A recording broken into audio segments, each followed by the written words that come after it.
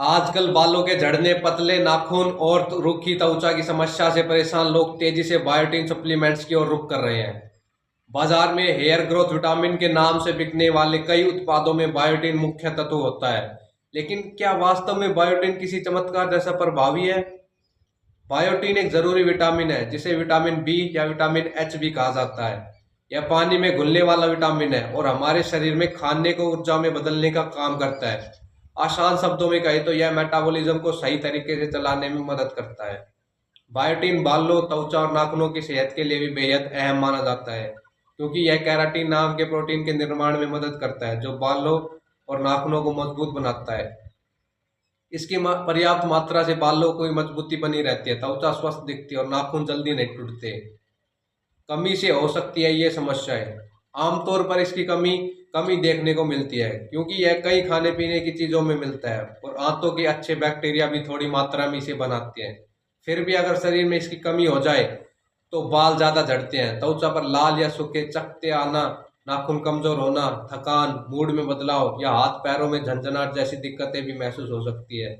लंबे समय तक कच्चे अंडे का सफेद हिस्सा खाने से भी बायोटिन की कमी हो सकती है, क्योंकि उसमें मौजूद एविडिन नामक तत्व शरीर में बायोटिन के अवशोषण और इस्तेमाल होने की प्रक्रिया को रोक देता है। इनमें छुपा होता है बायोटिन। यह प्राकृतिक रूप से पके हुए अंडे, बादाम, मूंगफली, सोयाबीन, ओट्स, केला, शकरकंद, मशरूम और पालक जैसी चीजों में पाया जाता है। अगर आपकी डाइट में ये खाद्य पदार्थ नियमित रूप से शामिल है तो अलग से सप्लीमेंट लेने की जरूरत नहीं होती।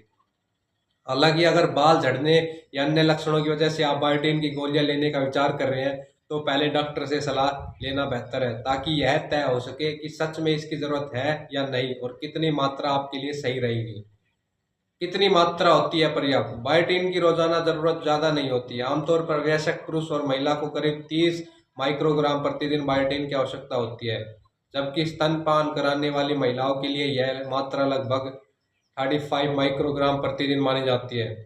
अच्छी बात यह है कि ज़्यादातर लोगों को यह ज़रूरी मात्रा सामान्य और संतुलित खान पान से ही मिल जाती है। अधिकता के भी यह दुष्प्रभाव।